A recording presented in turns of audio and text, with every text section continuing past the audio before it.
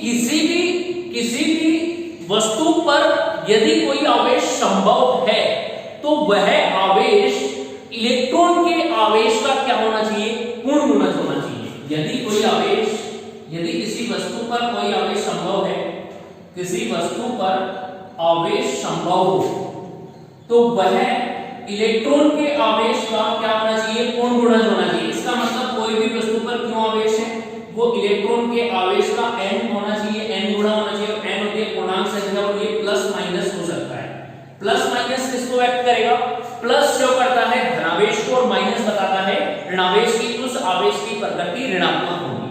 अब इसी के आधार पर देखो यदि हम n की वैल्यू निकालें, कोई भी आवेश है क्यों, अगर हमें इलेक्ट्रॉनों की संख्या निकालनी है n की वैल्यू, तो इलेक्ट्रॉन के आवेश को इधर लाएंगे तो इसका क्या हो जाएगा, इसमें भाग हो जाएगा। तो n कितना होगा यहाँ से q अपॉन e ये होगा, ठीक है।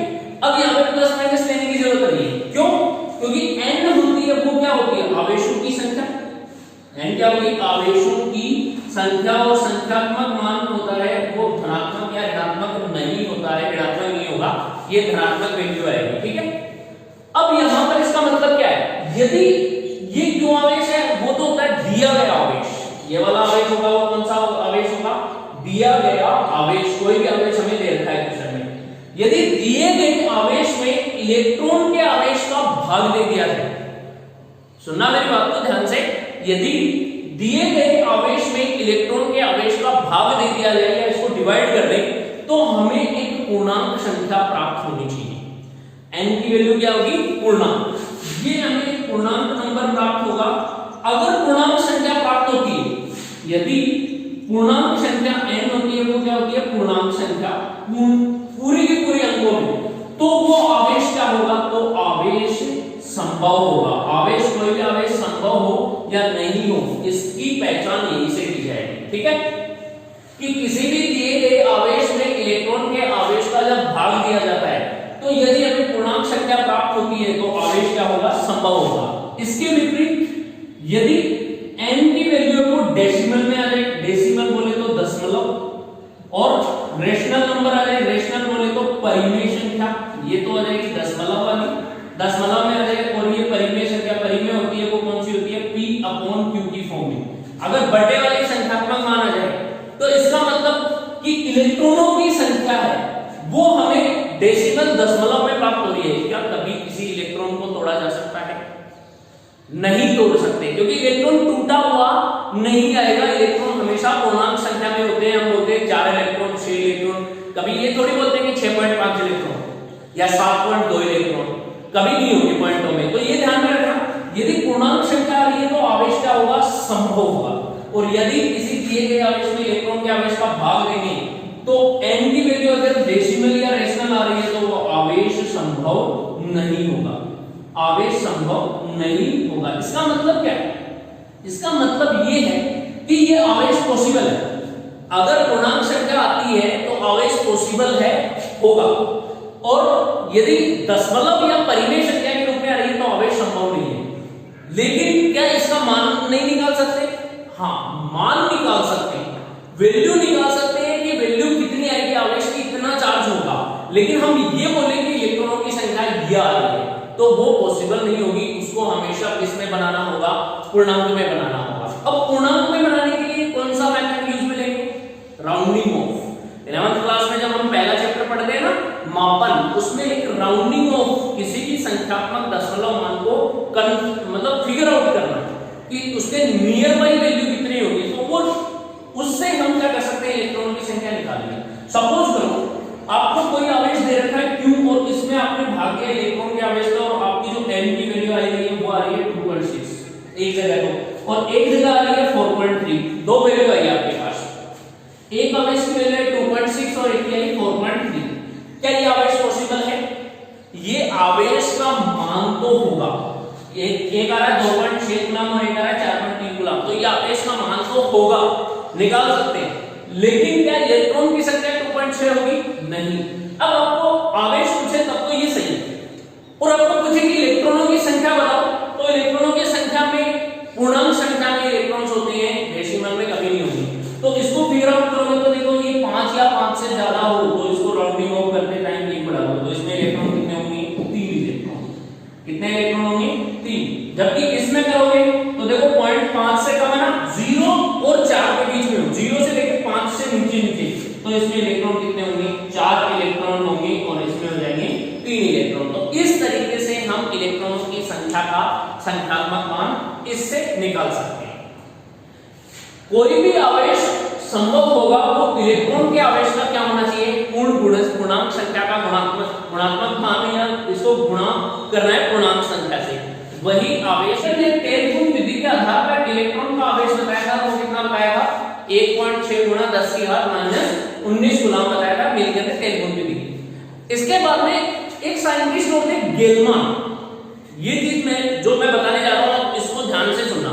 एक साइंटिस्ट थे गेलमान, इन गेलमान ने और भी आगे खोज की कि क्या न्यूक्लियॉन्स केवल प्रोटॉन और न्यूट्रॉन से मिलकर बना है? क्योंकि न्यूक्लियॉन की बात करें तो देखो नाभिक की बात करते हैं तो नाभिक में केवल दो ही कण होते हैं, प्रोटॉन और न्यूट्रॉन, और प्रोटॉन और न्यूट्रॉन के सम्मिलित रूप को क्या बोलते हैं? न्यूक्लियॉन। इसके सम्मिलित रूप को क्या बोलते हैं?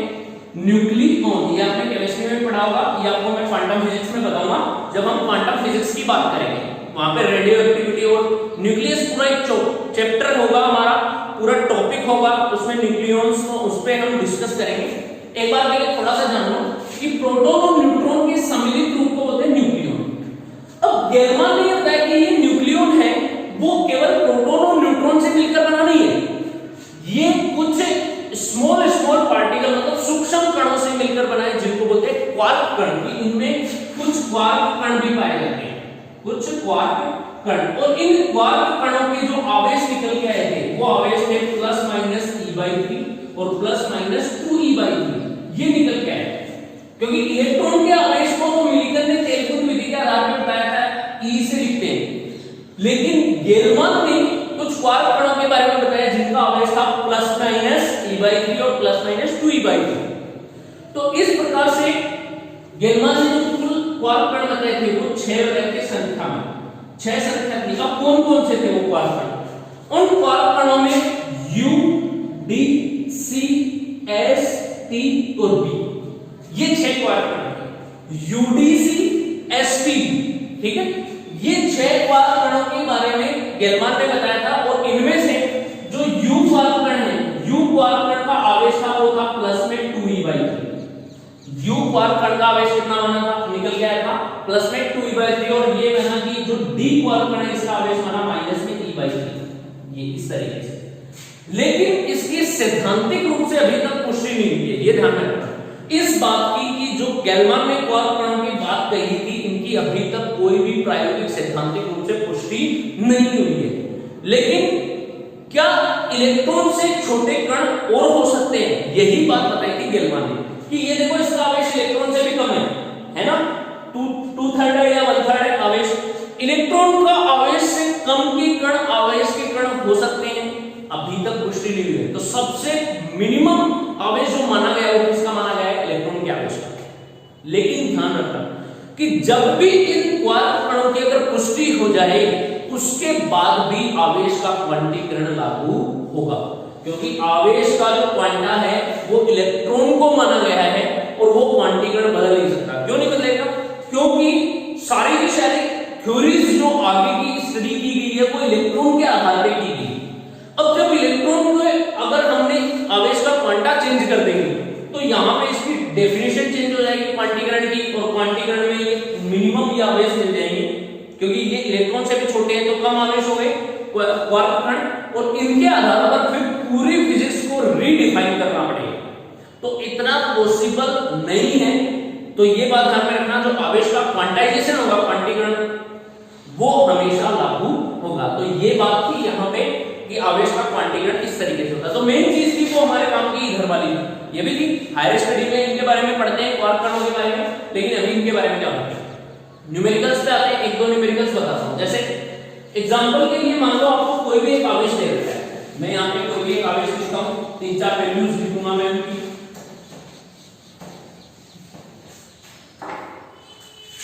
ये लिख रहा हूं प्लस में 4.8 इंटू में 10 टू द पावर माइनस 19 गुना, माइनस में 9.6 इंटू में 10 टू द पावर माइनस 18 गुना, और प्लस में 3.2 इंटू में 10 टू द पावर माइनस 20 गुना। मैंने ये लिखी, ठीक है। और भी लिखते हैं तो किस तरीके से लिखेंगे, 4 ये लिख देता हूं मैं प्लस में 0.8 इंटू में 10 टू द पावर माइनस में 18 गुना, ये लिखी मैंने, ठीक है। मैंने आपके सामने 4 आवेश लिखे हैं। इन चारों आवेशों में क्या ये संभव है, क्या ये आवेश संभव है, और है तो इनमें इलेक्ट्रॉनों की संख्या या इनकी संख्यात्मक मान बताओ कितना होगा। 4 आवेश में क्या ये आवेश संभव है, ये पूछ रहा है। तो मैंने अभी आपको थोड़ी देर पहले बताया कि कोई भी आवेश संभव है या नहीं, इसके लिए हमें क्या करना होगा, उस आवेश में इलेक्ट्रॉन के आवेश का भाग देना है। और यदि संख्यात्मक मान जो प्राप्त हो रहा है वो अगर पूर्णांक संख्या प्राप्त हो जाए तो वो आवेश क्या होगा, संभव होगा, ठीक है। अब यहां पे करके देखते हैं एक एक में। तो सबसे पहले हम बात करते हैं इसकी।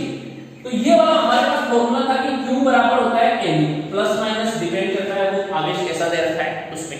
तो प्लस माइनस का कोई इश्यू नहीं है। यहाँ पे N है संख्यात्मक मान, तो N निकालते हैं। तो N बराबर क्या होगा, N बराबर होता है Q अपॉन E, क्योंकि दिए गए आवेश, ये जो आवेश दे रखे हैं वो Q ही दे रखे हैं, ठीक है।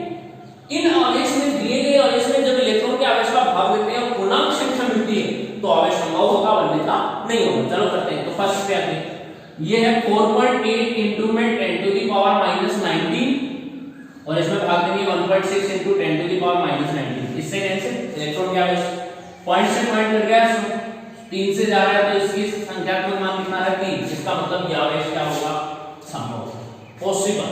ये आवेश पॉसिबल है क्योंकि संख्यात्मक मान पूर्णांक है। दूसरे पे बात करते हैं 9.6 वाले पे।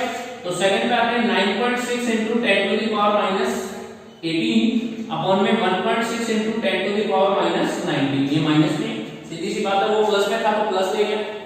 देखो माइनस 18 से माइनस कट गया तो ऊपर बचेगा 10 टू द पावर माइनस 1 बचेगा। 18 से 18 कैंसिल, 1 बच जाएगा। पॉइंट से पॉइंट गया और 16 से इसको काटेंगे तो 4 से कट जाएगा। अब कितना बचना है, 2 का जो आंसर मिल के आ रहा है वो हमें मिल रहा है माइनस में 4 upon 10 to the power minus 1। अब 10 टू द पावर माइनस 1 ऊपर जाएगा तो किसका हो जाएगा, प्लस 1, और प्लस 1 हो जाएगा तो कितना बन के आएगा, माइनस में 40। तो क्या ये आवेश पॉसिबल है, बिल्कुल है, ये भी पॉसिबल होगा क्योंकि पॉसिबिलिटी ऑफ चार्ज इसी से डिसाइड होती है। अब हम बात करते हैं थर्ड में। तो तीसरे में देखो कितना है, 3.2 इंटू में 10 to the power minus 20 upon में 1.6 into 10 to the power minus 19। Minus 19 से गया तो ऊपर माइनस 1 बच गया, और इसको इससे काटेंगे तो कितनी बार गया, 2। अब ये आ रहा है 2 इंटू में 10 टू द पावर माइनस 1, और इसको एडजस्ट करोगे तो वैल्यू कितनी आ रही है, 0.2। दैट इज पॉसिबल और not, that charge will not possible, ये पॉसिबल नहीं होगा, ठीक है। ये वाला चार्ज होगा वो पॉसिबल नहीं है, संभव नहीं है। लेकिन क्या ये चार्ज होगा, हाँ वैल्यू हो सकती है 0.2। अब इसमें आपको पूछे कि इलेक्ट्रॉनों की संख्या बताओ, तो इलेक्ट्रॉनों की संख्या राउंडिंग ऑफ करके कितनी हो जाएगी, 0। सीधी सी बात, आवेश का मान है हल्का सा है 0.2, लेकिन इलेक्ट्रॉन की संख्या कितनी है, 0, बस फिनिश। लेकिन आवेश संभव नहीं होगा। अगले पे आते हैं, इस पे बात करोगे तो देखो कितना है, 0.8 इंटू में 10 to the power minus 18 upon में 1.6 into 10 to the power minus 19। तो चलो कैंसिल आउट करते हैं, इसको इससे काटेंगे तो माइनस में 1 बच जाएगा, पॉइंट से पॉइंट गया, 8 से काटेंगे तो कितना बचेगा, 1/2। अब ये 10 से ऊपर जाएगा माइनस 1, तो ऊपर प्लस का हो जाएगा, नीचे 2 आ जाएगा, कितना आ रहा है 5। दैट इज पॉसिबल, यस, होगा चार्ज।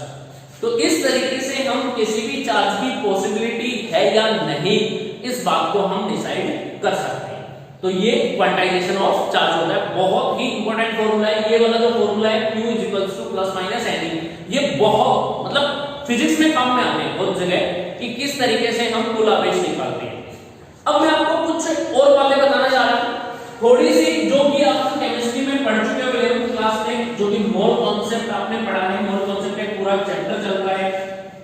मोल कॉन्सेप्ट से रिलेटेड जो भी क्वेश्चन होंगे वो यहाँ पे बहुत काम में आते हैं।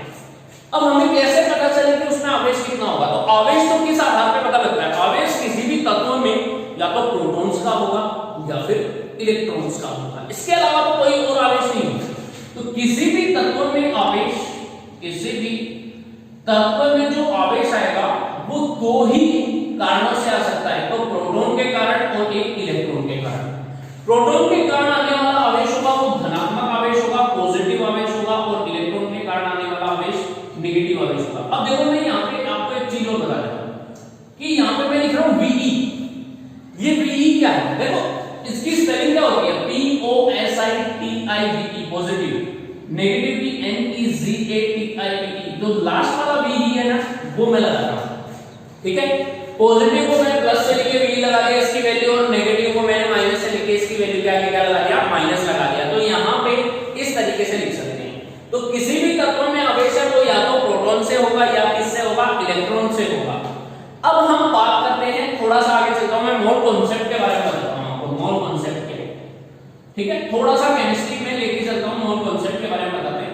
देखो, जब भी आपको ये बोले कि किसी भी मोल निकालना है, किसी भी तत्व के मोल निकालना है, आपको क्या निकालना है? मोल। तो मोल निकालने के लिए आपको क्या करना होगा? उस तत्व के दिए गए द्रव्यमान में उसके परमाणु भार या फिर उस तत्व के द्रव्यमान का भाग देना। मतलब दिए गए द्रव्यमान में या तो आप परमाणु भार का भाग दो, परमाणु द्रव्यमान का भाग दो, या अणु भार का भाग दो, परमाणु द्रव्यमान, ठीक है। इस तरीके से मान लो आपको N2 दे रखी है, नाइट्रोजन, सपोज तो N2 गैस दे रखी है, और N2 गैस से आपको दे रखी है 0.2 ग्राम। तो अब इसके मोल कितने निकालोगे? तो देखो N2 का कुल द्रव्यमान कितना होता है, इसका परमाणु भार या अणु भार कितना होता है? 14 ग्राम। ये तो कुल हो गया। तो परमाणु या अणु द्रव्यमान, अणु या परमाणु द्रव्यमान मान लेते हैं, ये तो 14 हो गया। इसका दिया गया भार कितना है? 0.2। तो मोल कितने होंगे? तो मोल m बराबर कितने हो जाएंगे? मोल की बात करें तो मोल बराबर होंगे 0.2/40, या फिर 0.1/70। इस तरीके से निकाल सकते हैं। तो मोलों की संख्या ऐसे निकालनी है। क्लियर है? मोल निकाल सकते हो। अब एक मोल में कितने परमाणु होते हैं? अब देखो, तत्व का मोल निकलता है या फिर अणु का मोल निकलता है। तो एक मोल में परमाणुओं की संख्या कितनी होती है या फिर एक मोल में अणुओं की संख्या कितनी होती है? वो होती है अवोगाद्रो संख्या के बराबर। एक मोल में परमाणु या अणु, एक मोल में परमाणु या अणु कितने होंगे? बराबर होगा Na को बोलते हैं अवोगाद्रो नंबर, अवोगाद्रो संख्या। Na होती है अवोगाद्रो संख्या होगी, अवोगाद्रो भी बोल सकते हैं, अवोगाद्रो संख्या। और अवोगाद्रो संख्या का मान, इसकी वैल्यू कितनी होती है? Na 6.023 इंटू में 10⁻23, ये होती है अवोगाद्रो संख्या। तो एक मोल में परमाणुओं की संख्या या अणुओं की संख्या किसके बराबर होगी?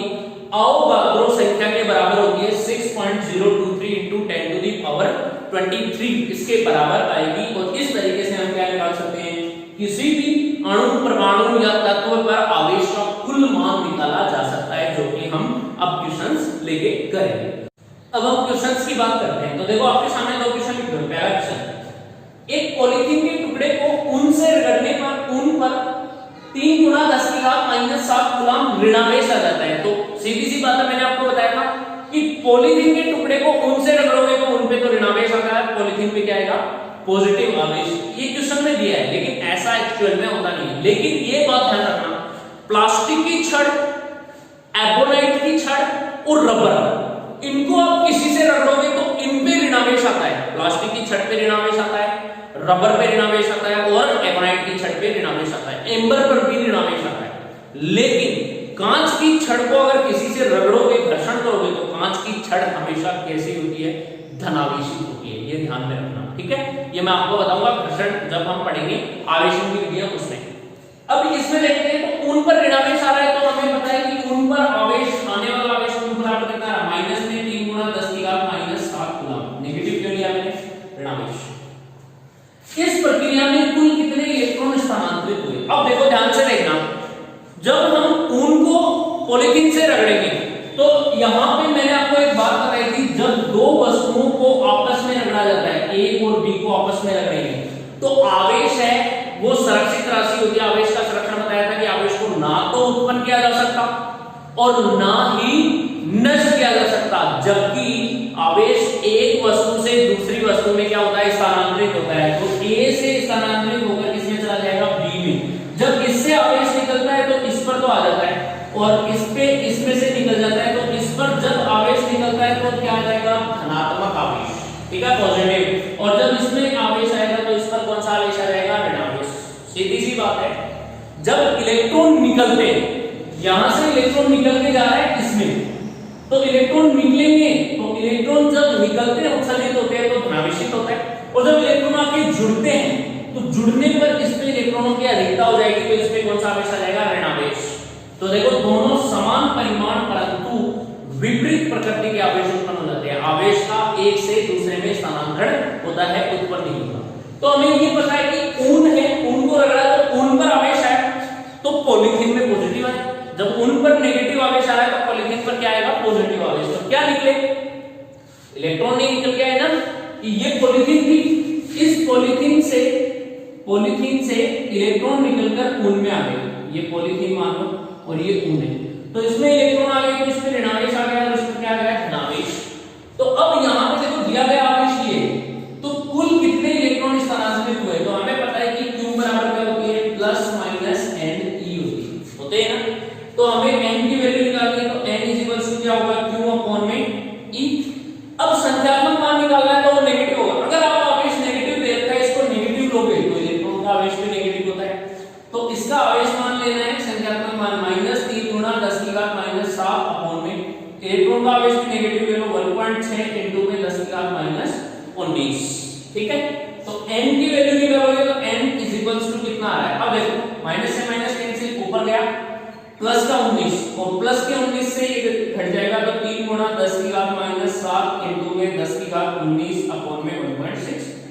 इस पॉइंट को और हटा देते हैं, पॉइंट को हटाते ही ये 10 और आ गया, कितने हो गए, 19 और 20, 20 में से 7 घटाओ कितने बचेंगे, 13। तो n बराबर बच रहा है 3 गुणा में 10 की घात 13 बटे में 16। अब इसको करते हैं, देखो 3 को मैं 300 बना लेता हूं, 300 गुणा 10 की घात 3000 बना, 3000 बना लिया तो 10 की घात 10 कर दो, क्यों, क्योंकि 13 में से 3 जीरो यहां पे एडजस्ट कर दो, ये लो 16 से काट दो तो कितने कटेगा, देखो 8 से काट रहा है तो ये आ जाएगा 1500, इसको 4 से काटोगे तो ये आ जाएगा 750, और इसको 4 से काटोगे 750 तो 2 इसमें भाग, 4 का 1 भाग देंगे 1 आया, 3 बचा, फिर 4 35 हो गए और 8 चौक कितने होते हैं 32, ये लो 8 से 32 आ गए, फिर 3 बच गए, वापस 7 चौक 28.5, ये आ रहा इनटू में 10 की घात 10, इसको एडजस्ट करोगे तो लगभग कितना है, n की वैल्यू आ रही है 1875 इनटू में 10 की घात 9 इलेक्ट्रॉन्स, और 9 को क्या बोलते हैं, 10 की घात 9 को बोलते हैं गीगा। तो कितने इलेक्ट्रॉन निकल गए, 1875 इनटू 10 की घात 9 इलेक्ट्रॉन यहां से क्या हो जाते हैं, उत्सर्जित हो जाते हैं। तो आप इसको राउंडिंग ऑफ में बनाना चाहो तो ऐसे भी बना सकते हो कि इस पॉइंट को इधर खिसका लो, इधर खिसका होगा तो कितना बन के आएगा, देखो 2 डेसिमल इधर खिसक के आएगा ना 2 पॉइंट, तो 2 डिजिट खिसकेगा तो इसमें 2 लग जाएगा, तो इसको ऐसे लिख सकते हैं 1.875 इनटू 10 टू द पावर 12, ये भी लिख सकते हैं। और इसको जब राउंडिंग ऑफ करेंगे तो इसका लगभग मान आता है, वो आता है 2 गुणा 10 की घात 12 इलेक्ट्रॉन्स, ये आ गया आपके इलेक्ट्रॉनों की संख्या। आप ऐसे भी कर सकते हो, ऐसे भी कर सकते हो, ठीक है। तो ज्यादातर आपको इसी रूप में बनाना है, बड़ी संख्या में नहीं बनाना है, आपको राउंडिंग ऑफ कर लेना है बाद में, लेकिन ऐसे ही बनाना है, इलेक्ट्रॉन बहुत कम होते हैं। अब इसमें एक बात आती है कि क्या इसमें द्रव्यमान स्थानांतरित होता है, तो एक कॉन्सेप्ट आपको कंफर्म बता देता हूं मैं, यहां पे देखना, मान लो ये एक वस्तु है A और ये एक वस्तु है B, इसमें से इलेक्ट्रॉन निकले तो इसमें आया धनावेश और इसमें आके इलेक्ट्रॉन जुड़ क्या इलेक्ट्रॉन के पास में द्रव्यमान होता है? बिल्कुल होता है। इलेक्ट्रॉन का द्रव्यमान कितना होता है? मास ऑफ इलेक्ट्रॉन 9.1 गुना 10 की घात -31 केजी। चाहे वो बहुत कम, लेकिन होता तो है। अब इसमें से कुछ इलेक्ट्रॉन निकलेंगे तो इसमें द्रव्यमान में क्या होगी? कमी, क्योंकि इलेक्ट्रॉन निकला तो कुछ ना कुछ द्रव्यमान निकला तो कमी, और जिसपे ऋणावेश आ रहा है तो उसपे इलेक्ट्रॉनों की क्या हो जाएगी? वृद्धि। सीधी सी बात है, घटता हो जाएगी। तो द्रव्यमान बदलता है। तो यहाँ पे क्वेश्चन पूछा क्या इसमें द्रव्यमान भी स्थानांतरित होता है? बिल्कुल होता है, क्योंकि यहाँ से इलेक्ट्रॉन निकलकर जब कोण पे आएंगे तो कितना द्रव्यमान स्थानांतरित हुआ? क्योंकि एक इलेक्ट्रॉन का द्रव्यमान होता है 9.1 गुना 10 की घात -31 केजी। तो कितने इलेक्ट्रॉनों का द्रव्यमान चाहिए हमें? 2 गुना 10 की घात 12 इलेक्ट्रॉनों का। हाँ, द्रव्यमान स्थानांतरित होता है, द्रव्यमान स्थानांतरित होता है। कितना होगा? तो द्रव्यमान का स्थानांतरण डेल्टा m बराबर, इलेक्ट्रॉनों की संख्या कितनी है? 2 गुना 10 की घात 12, और एक इलेक्ट्रॉन का द्रव्यमान कितना है? ये रहा 9.1 गुना 10 की घात -31। तो एक इलेक्ट्रॉन का द्रव्यमान ये है, तो इतने इलेक्ट्रॉनों को इससे गुणा कर दो, ये कुल द्रव्यमान आ जाएगा। इसमें निकल के आएगा आपका केजी में निकल के आएगा, आपका कोई भी आंसर होगा वो यहाँ पे आ जाएगा। ठीक है, तो इस तरीके से हम इस क्वेश्चन का सॉल्यूशन कर सकते हैं कि हाँ बिल्कुल द्रव्यमान स्थानांतरित होता है, क्योंकि इलेक्ट्रॉन निकलकर दूसरे में जाते हैं तो एक में कमी होती है और दूसरे में क्या होगी? वृद्धि होती है। तो ये था हमारा पहले क्वेश्चन का आंसर। अब हम चलेंगे नेक्स्ट क्वेश्चन पे, देखना आप कर लेना इसको सोल्व, क्योंकि इतना काम तो आपको करना ही होगा। अगर सारा मेरे पे छोड़ दोगे तो फिर आप क्या करोगे? सेकंड क्वेश्चन पे बात करते हैं, एक कप जल में कितने धन तथा ऋणावेश होंगे? अब देखो जल दे रहा है, कप का मतलब हम जनरली मानते हैं इसका द्रव्यमान कितना होगा? m बराबर 250 ग्राम, क्योंकि कप होता है वो 250 ग्राम का ही मानते हैं, बड़ा सा कप होता है 250 ग्राम द्रव्यमान दे रखा है। जल दे रखा है पानी, पानी का फॉर्मूला होता है H2, तो 250 ग्राम पानी दे रखे। अब 250 ग्राम पानी में धन और ऋणावेश निकालने, तो हमें पहले तो पानी के मोल निकालने होंगे कि कितने मोल है, फिर उस मोल में परमाणुओं की संख्या निकालनी होगी कितने परमाणु हैं, और फिर उन परमाणुओं में इलेक्ट्रॉन्स की संख्या निकालनी होगी कि कितने इलेक्ट्रॉन्स हैं और कितने प्रोटॉन हैं। उसके बाद में हम क्या कर सकते हैं? आवेश को ज्ञात कर सकते हैं। तो हमेशा ध्यान में रखना, ये वाला क्वेश्चन मैंने स्पेशली इसीलिए लिया है कि आपको मैं हर टाइप इसमें बता दूं कि पहले मोल कैसे निकालते हैं, फिर मोल से परमाणुओं की संख्या कैसे निकालते हैं, और परमाणुओं की संख्या से इलेक्ट्रॉनों की संख्या कैसे निकालेंगे, और फिर आवेश कैसे निकालेंगे। तो सबसे पहले देखो जल के मोल निकालते हैं। जल के मोल कितने होंगे? 250 ग्राम में। तो इसका द्रव्यमान कितना होता है? देखो हाइड्रोजन का 2, ऑक्सीजन का 16, कितने होंगे? 18 ग्राम। इसका परमाणु भार होता है द्रव्यमान, इसका वो होता है 18 ग्राम। तो 250 ग्राम मोल है, तो दिया गया द्रव्यमान कितना होगा? 250 बटे में, और नीचे कितना आ गया? 18। ये कितने हो गए? ये मोल हो गए। जल के कितने मोल है? 250 ग्राम में 250 बटे 18। इसको और भी सोल्व करें तो 125 बटे 9 कर दो। ये लो कितने मोल आ रहे हैं? 125 बटे 9 मोल, ये हो गए। अब एक मोल में परमाणुओं की संख्या मैंने बताई थी कितनी होती है? अवोगाद्रो संख्या के बराबर। तो हमारे पास मोल कितने हैं? 125 बटे 9। तो अब हमें पता है क्योंकि एक मोल में परमाणुओं की संख्या, एक मोल में परमाणुओं की संख्या बराबर होगी NA के, अवोगाद्रो संख्या की। तो अब हमें कितने मोल में चाहिए? 125 बटे 9। तो इसलिए 125 बटे 9 मोल में परमाणुओं की संख्या बराबर होगी 125 बटे 9 गुणा में Na, गुणा करो, क्योंकि एक मोल में Na है तो 125 बटा 9 मोल में कितने हो जाएंगे? 125 बटा 9 Na की वैल्यू भी होती है, वैल्यू लिखोगे तो आ जाएगी 125 बटा 9 गुणा 6.023 गुणा 10 की घात 23 परमाणु। ये आ गए परमाणु। अब हमें पता है कि किसके परमाणु है? जल के परमाणु। तो जल के एक परमाणु में इलेक्ट्रॉनों और प्रोटॉनों की संख्या, अब देखो ये जल है H2, तो जल के एक परमाणु मतलब H2O के एक परमाणु में इलेक्ट्रॉन्स की संख्या, एक परमाणु में इलेक्ट्रॉन व प्रोटॉन कितने होंगे? तो एक परमाणु में देखो हाइड्रोजन में कितने? 2, हाइड्रोजन में 2, ठीक है। फिर इसमें कितने? ऑक्सीजन में 8। तो एक हाइड्रोजन में एक इलेक्ट्रॉन, तो 2 में 2, और इसमें ऑक्सीजन में कितने हो गए? 8 हो गए। तो कितने हैं? इलेक्ट्रॉनों व प्रोटॉनों की संख्या 10-10 होगी। संख्या ठीक है, 10 भी इलेक्ट्रॉन होंगे और नंबर ऑफ इलेक्ट्रॉन्स ही किसके इक्वल होते हैं, नंबर ऑफ प्रोटॉन के इक्वल होते हैं। इलेक्ट्रॉनों की संख्या और प्रोटॉनों की संख्या दोनों क्या होती है, बराबर होती है। तो इस आधार पर 10-10 इलेक्ट्रॉन और प्रोटॉन होंगे। अब कुल इलेक्ट्रॉनों की संख्या, तो इलेक्ट्रॉन्स की संख्या कितनी होगी, तो इलेक्ट्रॉन्स की संख्या, एक परमाणु में इलेक्ट्रॉन है 10, तो कितने परमाणुओं में कितने हो जाएंगे, तो 10 गुणा में 125/9 गुणा 6.023 गुणा 10⁻23 और ये भी बराबर होगी प्रोटॉन्स की संख्या, प्रोटॉन की संख्या दोनों बराबर होंगे ना। अब इनका आवेश निकालना है कि 250 ग्राम जल पर आवेश कितना है, अतः आवेश